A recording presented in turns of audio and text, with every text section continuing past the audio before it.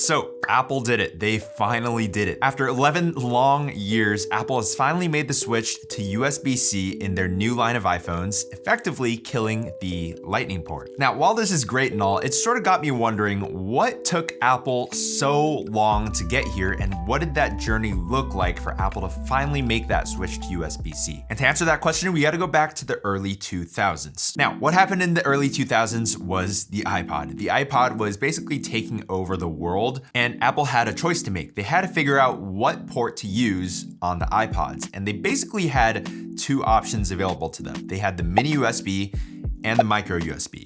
Both of them sort of did the same thing. They both provided power to be able to charge up your device and also transfer data so you could load up songs onto your iPod, but these ports didn't allow the iPod to transmit audio and video, something that Apple for some reason wanted this port to achieve. So Apple spent some money on R&D, and eventually they released the 30-pin connector. Now, not only was this the first port of its kind, being able to support power, data transfer, audio, and video output, it was also proprietary, meaning that only Apple could use this port. And as we know, Apple loves that word. Now, this 30-pin connection port also prompted other companies to sort of kick off this third-party accessories ecosystem. And of course, these manufacturers had to license the 30-pin connection port and pay Apple a cut of their revenue, which made Apple even more money. Now, the 30-pin connector served Apple well for a good 9 years. However, as technology evolved and got sleeker, the 30-pin connection port started to look a little bit dated. It was large and clunky, and so Apple decided to look for another solution. However, when Apple looked around, a similar story emerged where even after 9 years, there wasn't really this standardized port for portable electronics. And so yet again, Apple would pour money into research and development for their own proprietary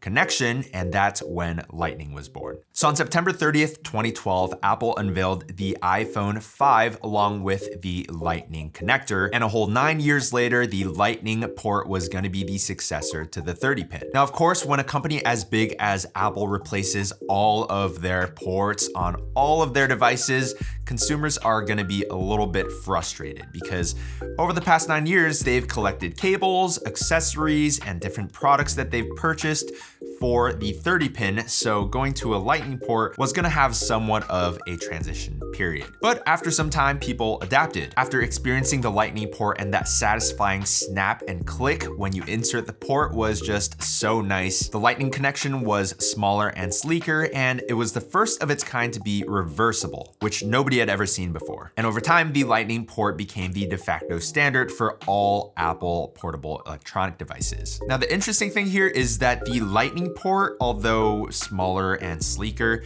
technically speaking, it wasn't that much better than the 30-pin connector.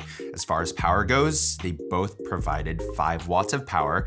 And then as far as data transfer goes, they both use USB 2.0, capping out at a max speed of 480 megabits per second. Now, back then, the iPhone 5 released with an 8 megapixel camera, and video recording was capped at 1080p 30 frames per second. If we do some math here, let's say you record a minute-long video at about 20 megabits per second, that would come out to 1200 megabits. And with USB 2.0 capping out at 480 megabits per second, you could get that minute-long video transferred in just under 3 seconds, which is not bad at all. However, as technology quickly evolved and 4K became the standard with even bigger photos and videos and apps, this was when Lightning began to really show its age. Now, you might be wondering, where's USB-C in all of this? Why didn't Apple just use USB-C in the first place? Well, the thing is, USB-C didn't exist yet. Lightning was introduced in 2012, and USB-C was introduced in 2014.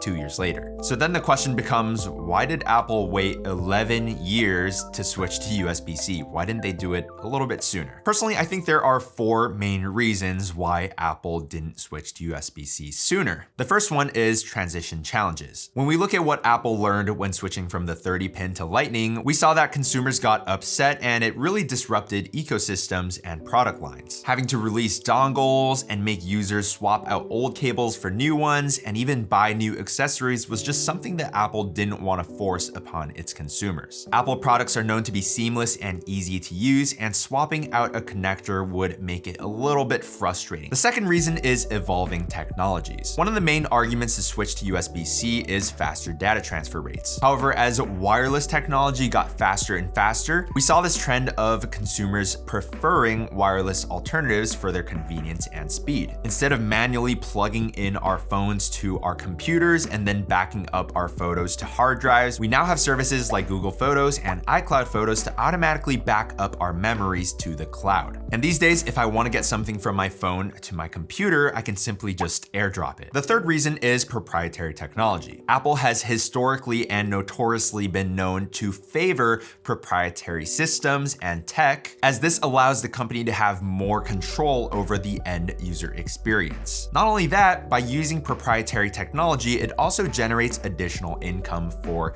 Apple, with third-party manufacturers having to license the Lightning port and pay Apple a cut of their revenue. And then the last and final reason is no pressure. Apple really just didn't have any real pressure from consumers. Sure, you had pro users and tech enthusiasts complaining about the lack of USB-C, but to the average consumer, it really didn't matter to them. But now, these days, things are changing. USB-C has basically taken over the world, and I'm willing to bet that even your mom or your grandma have plugged in a USB-C cable at some point. So that first point about transitional challenges is basically moot. Then we talk about data transfer speeds, and with ProRAW and ProRes video being available on iPhones now, we're starting to see much larger photos and videos, and for these genuine pro users who are actually using their phones to shoot professional video, they really didn't have a great way to offload that video onto their computer, and so the Lightning port became a huge bottleneck. And then that fourth point about no pressure, well,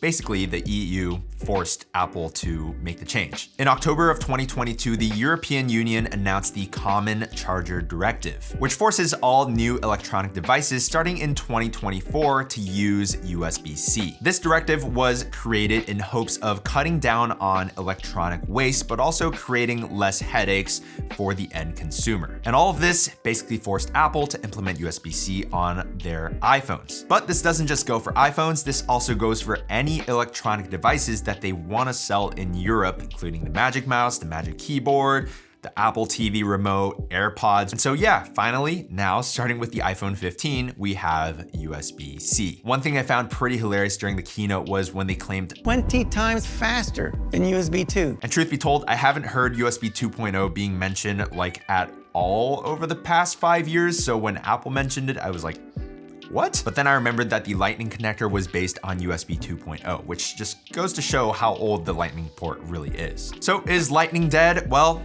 yeah, but don't go out throwing your Lightning cables away, because I'm sure these Lightning devices are still gonna be around for years and years to come. All right, that's it for this video. Leave a comment down below and let me know, would Apple have still swapped to USB-C if the EU didn't force them to? Subscribe if you're not already, and I'll catch you guys in the next one. Peace.